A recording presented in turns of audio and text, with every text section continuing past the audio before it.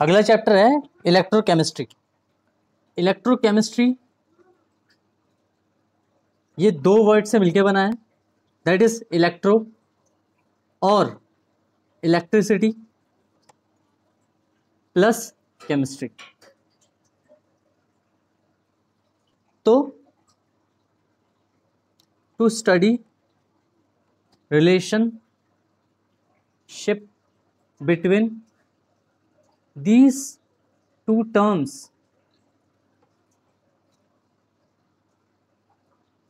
we came up with electrochemistry। तो इन दोनों terms that is electrochemistry, electricity और chemistry को समझने के लिए, इन दोनों के बीच का रिलेशन समझने के लिए हम एक टर्म के साथ आए और उसका नाम था इलेक्ट्रोकेमिस्ट्री। इसके अंदर हम दो तरह के रिलेशंस को स्टडी करते हैं। There are two types of relations between electro that is electricity and chemistry. अब वो दो तरह के रिलेशन कौन से होते हैं, जिसमें पहला होता है chemical reaction involve production of electricity, या chemical reaction involving production of electricity. इसमें हम देखेंगे इलेक्ट्रोकेमिकल सेल की इलेक्ट्रिसिटी को कैसे प्रोड्यूस किया जाता है with the help of electrochemical cell. पहला तो ये वाला रिलेशन बनेगा इन दोनों के बीच में, यानी कि इलेक्ट्रोकेमिस्ट्री में। दूसरा, chemical reaction occur by the use of electrical energy. पहला, इलेक्ट्रिसिटी कैसे बनेगी, उस रिएक्शन को, उस रिलेशन को पहचानेंगे हम। दूसरा, इलेक्ट्रिसिटी बन गई है, उस इलेक्ट्रिसिटी या इलेक्ट्रिकल एनर्जी का हम यूज कैसे करेंगे किसी केमिकल रिएक्शन को करवाने में, तो उसको हम कहेंगे इलेक्ट्रोलिटिक सेल, यानी कि इलेक्ट्रोलिटिक सेल में हम उसको पढ़ेंगे। सो हम कहेंगे chemical reaction occur by the use of electrical energy. इसके अंदर देखना है इलेक्ट्रोलिटिक सेल, इससे हम काफ़ी फैमिलियर भी हैं इलेक्ट्रोलिटिक सेल से। सबसे पहला है इलेक्ट्रोकेमिकल सेल। तो इसको हम क्या कहते हैं, conversion of chemical energy into electrical energy. Electrochemical cell, conversion of chemical energy into electrical energy, यानी कि यहां पर हम इलेक्ट्रिसिटी का प्रोडक्शन कर रहे हैं with the help of chemical reactions. इसके अंदर हमें कुछ टर्म समझनी है। सबसे पहली टर्म है ऑक्सीडेशन। कई बार हम देख चुके हैं ऑक्सीडेशन क्या होता है। सो ऑक्सीडेशन मतलब लॉस ऑफ इलेक्ट्रॉन्स।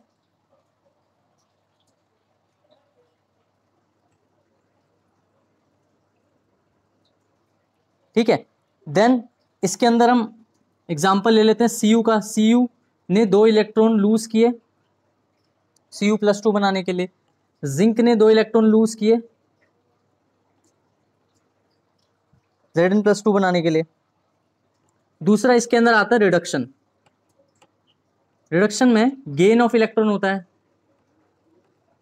यानी कि इलेक्ट्रॉन्स मिलते हैं। तो अब मान लो इसके अंदर सिल्वर ले लेते हैं। सिल्वर को 1 इलेक्ट्रॉन मिल जाएगा तो क्या बन जाएगा, सिल्वर। मतलब Ag+ को 1 इलेक्ट्रॉन मिल जाएगा तो Ag बन गया, यानी कि इसने गेन कर लिया इलेक्ट्रॉन। तो यहां पर हम क्या कहेंगे, ऐसी रिएक्शंस को रिडक्शन रिएक्शन कहते हैं। ठीक है। दूसरा, Mg+2 को 2 इलेक्ट्रॉन मिल गए तो क्या बन जाएगा, Mg बन जाएगा। तो इस तरीके से ये रिडक्शन है। तो जिस किसी भी रिएक्शन में, इसको हम कहेंगे any reaction in which there is a transfer of electron from one atom to another is called redox reaction. So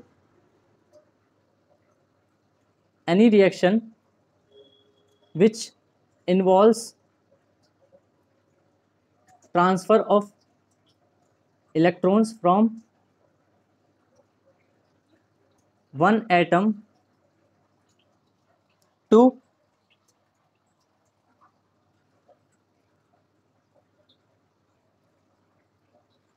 is called redox reaction.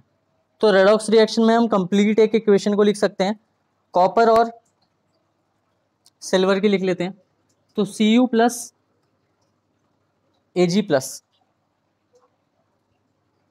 यहां आ गया Cu प्लस 2 प्लस 2Ag. सो हुआ क्या, यहां पर सिल्वर ने कॉपर को ऑक्सीडाइज करके उससे इलेक्ट्रॉन ले लिया और खुद बन गया Ag और कॉपर को बना दिया Cu प्लस 2. तो ये वाली जो रिएक्शन है this is known as redox reaction. So इसके अंदर तुम देखोगे तो इधर तो हो रहा है तुम्हारा ऑक्सीडेशन और इस वाले हाफ पे हो रहा है रिडक्शन.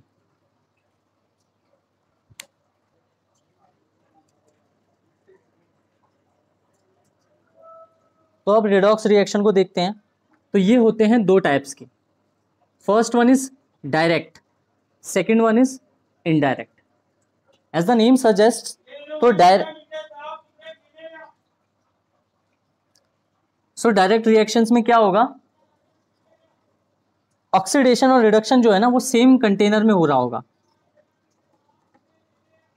और इनडायरेक्ट में क्या हो रहा होगा, बिल्कुल भी रॉकेट साइंस नहीं है, सिंपल है, सिंपलेस्ट केमिस्ट्री है. इस तरीके से एक ब्रिज बना दोगे और एक हाफ में ऑक्सीडेशन और एक हाफ में, या एक कंटेनर में ऑक्सीडेशन और दूसरे कंटेनर में रिडक्शन हो रहा होगा. ठीक है, तो इस तरीके से इनडायरेक्ट होती है और इस तरीके से डायरेक्ट होती है.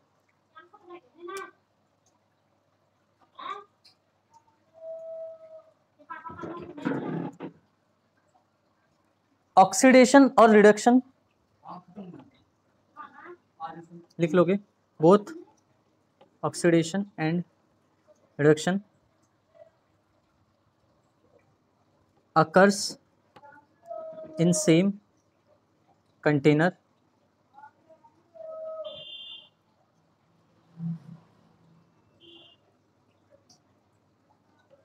occurs in different containers. अगला है direct redox reaction, DR reaction. तो पहला वाला डायरेक्ट रेडॉक्स रिएक्शन में हम सबसे पहले क्या करेंगे, CuSO4 सॉल्यूशन को लेते हैं. तो एक्सपेरिमेंट में हमने क्या किया, CuSO4 सॉल्यूशन को ले लिया. Cu plus 2 SO4 2 minus. This is, will write here, take CuSO4 solution. तो Cu plus 2 SO4 2 minus की फॉर्म में होगा ये इस सॉल्यूशन के अंदर.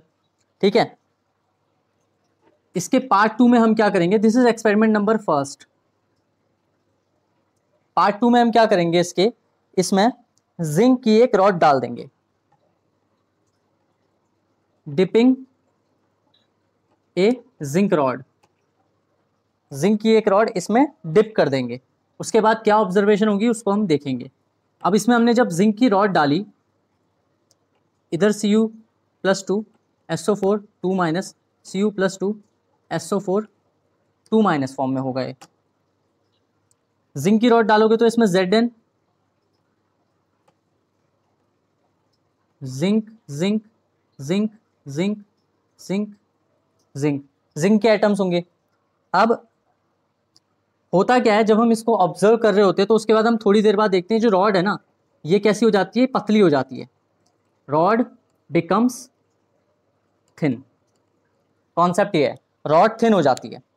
अब देखो इसके बाद हम क्या लिखेंगे, नीचे ही लिख दे रहा हूं, ऑब्जर्वेशन. ऑब्जर्वेशन में पहली ऑब्जर्वेशन क्या है, zinc rod becomes thin.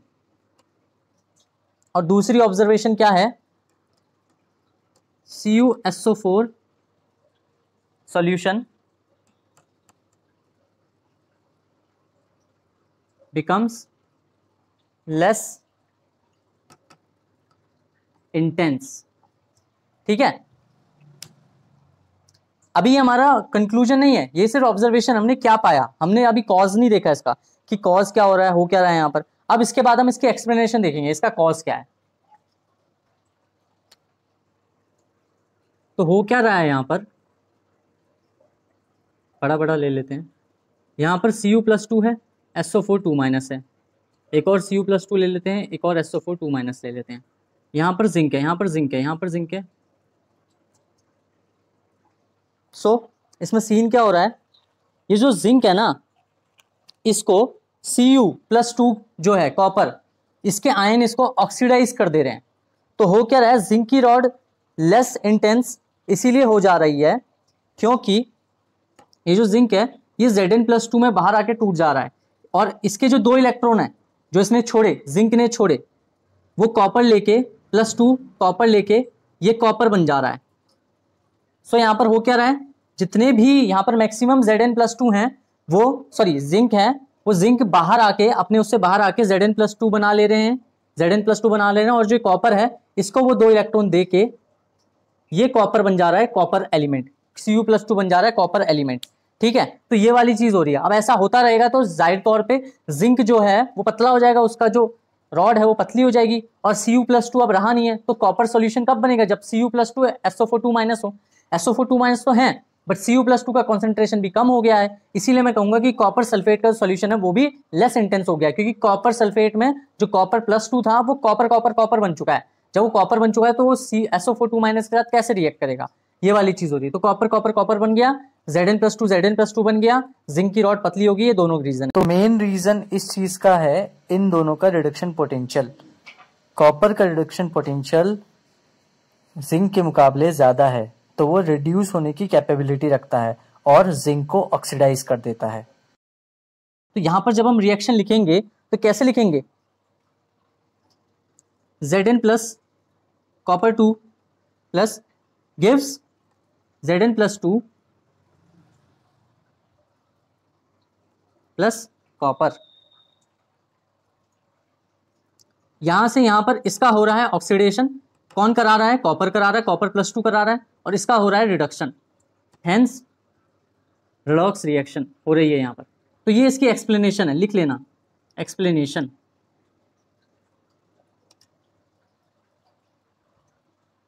Observation की एक्सप्लेनेशन है।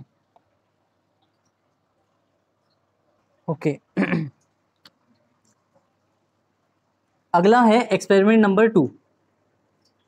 ये ना पिछले वाले का रिवर्स है, रिवर्स।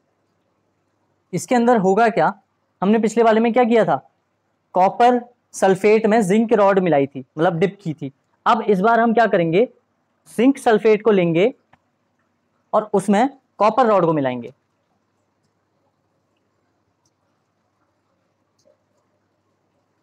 सो अभी हमने क्या किया था, इस तरीके से बना रहा हूं,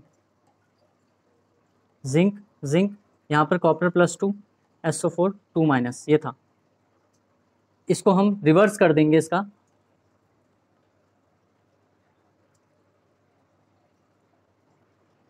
रिवर्स बेसिकली वही है कि कॉपर कॉपर कॉपर एलिमेंट मिलके, कॉपर के एटम मिलके कॉपर की एक रॉड बना लेंगे। अब क्या कर रहे हैं हम, Zn+2 कोशिश कर रहा है कि भाई वो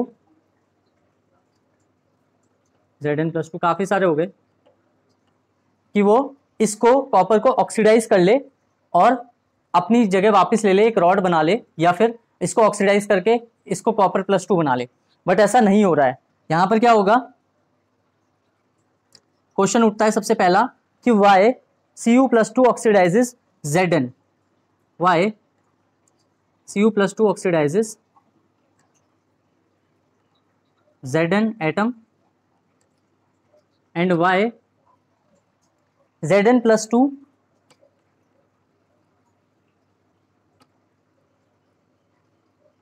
why can't Zn+2 oxidize Cu atom. ये दो क्वेश्चन यहां पर उठते हैं, ठीक है। इस साइड तो क्या रिएक्शन हो रही है, Zn 2 इलेक्ट्रॉन छोड़ के Zn+2 बना ले रहा है, बट इस साइड नो रिएक्शन, कोई रिएक्शन नहीं होगी, ठीक है। अभी हम आगे इसमें पोटेंशियल वगैरह और बाकी चीजें पढ़ेंगे, जाहिर तौर पर रिडक्शन पोटेंशियल, तो उसके हिसाब से भी हम चीजें देखेंगे। बाकी भी तुम्हें पता ही है कि रिडक्शन पोटेंशियल किस तरीके से खेलता है, क्लियर। 11th क्लास में हमने देखा ही हुआ है इसको रेडॉक्स रिएक्शन में। अब एक्सपेरिमेंट नंबर 2, मतलब इसका पार्ट 2, ओके। सो अगला एक्सपेरिमेंट है एक्सपेरिमेंट नंबर 3, उसमें हमने ना Ag+ और NO3 का सॉल्यूशन ले लिया, यानी कि सिल्वर नाइट्रेट का सॉल्यूशन ले लिया, और इसके अंदर हमने डिप कर दी कॉपर की रॉड।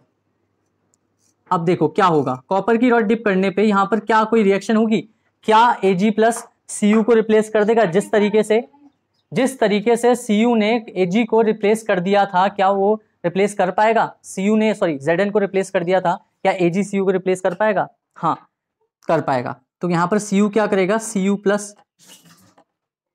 Cu टूट जाएगा, Cu+2 और 2 इलेक्ट्रॉन्स में, तो कॉपर टूट गया यहां पर, और यही इलेक्ट्रॉन 2 इलेक्ट्रॉन Ag को मिल जाएंगे और ये बन जाएगा 2Ag, ठीक है। तो इस तरीके से जैसा हमने पिछले वाले रिएक्शंस में देखा था तो उसके अंदर हो रहा था, तो ये वाली चीज।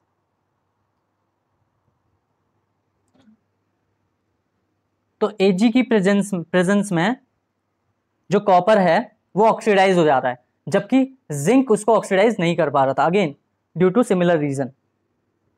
इसका रिवर्स प्रोसेस देख लो। रिवर्स प्रोसेस में क्या करेंगे, Ag के एटम है, बाहर copper+2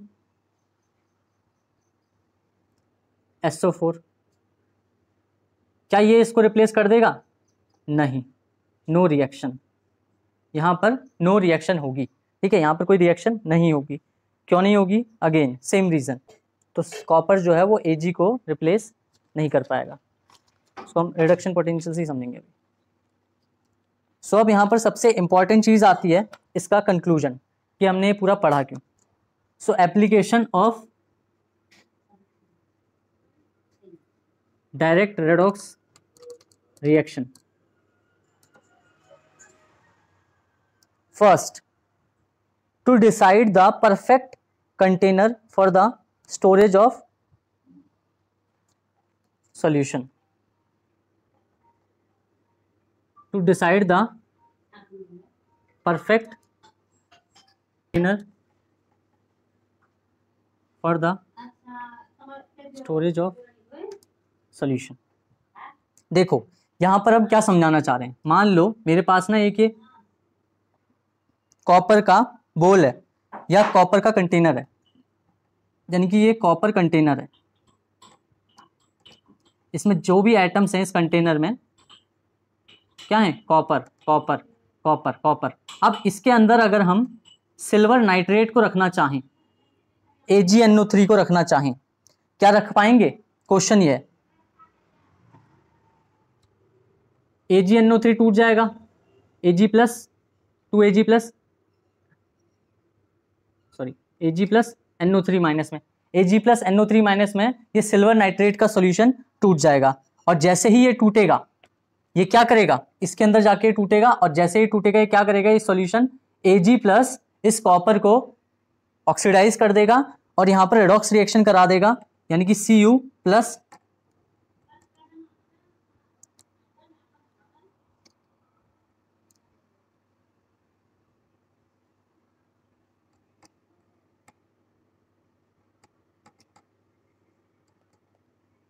Cu2+ 2Ag। इस तरीके से यहां पर इसका ऑक्सीडेशन करा रहा है और खुद रिड्यूस हो रहा है, रिडक्शन करा रहा है, ठीक है। तो अब होगा क्या, जैसे ही इसमें डालोगे तो ये कंटेनर ही खत्म हो जाएगा यार, Cu का कॉपर का कंटेनर ही खत्म हो जाएगा, क्योंकि कॉपर तो Cu+2 में आयंस में मिलने लगेगा, वहां पर टूटने लगेगा, तो उसकी वजह से कॉपर का कंटेनर खत्म हो जाएगा। इसीलिए it is not feasible to store silver nitrate inside a copper container, ठीक है। तो हम लिखेंगे we can't store AgNO3 solution inside a copper container। इसीलिए ये बहुत हेल्प करता है हमें, डायरेक्ट रेडॉक्स रिएक्शन, ये इसकी एप्लीकेशन है। Second point is we can't use nickel spatula, या निकल की चम्मच हम यूज नहीं कर सकते हैं या टू स्टोर या to contain CuSO4 solution. We can't use nickel spatula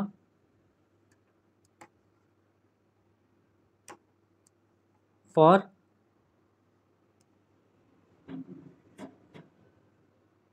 copper sulphate solution. हम निकल स्पेचुला का यूज नहीं कर सकते हैं। क्यों नहीं कर सकते हैं? क्योंकि इस कंटेनर में अगर मैंने ये निकल स्पेचुला, निकल की चम्मच डाली, और इससे मतलब मेरे को अगर इस सॉल्यूशन में से CuSO4 का सॉल्यूशन है ये, तो इसमें है, इस वाले कंटेनर में CuSO4 का सॉल्यूशन है, और इस निकल स्पेचुला में निकल निकल निकल के एटम्स हैं।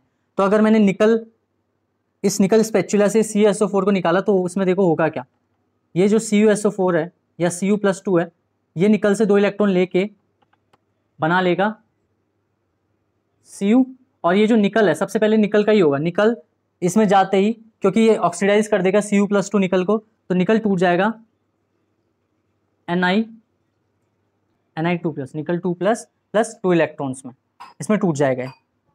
क्लियर? इसीलिए हम निकल स्पेचुला का यूज नहीं कर सकते हैं फॉर कॉपर सल्फेट सॉल्यूशन, क्योंकि ये जैसे ही तुम इसमें चम्मच डालोगे तो ये चम्मच गल जाएगी, खत्म हो जाएगी। यहाँ पर एक छोटी सी चीज समझ लो, आगे काम आएगी। एनोड इस तरीके से हम आगे लिखने वाले हैं, तो एक साइड होगा एनोड, देन कैथोड, और बीच में ब्रिज होगा। इसको हम ऐसे भी लिखेंगे, साइड में करके लिख लेना, कोई दिक्कत नहीं है।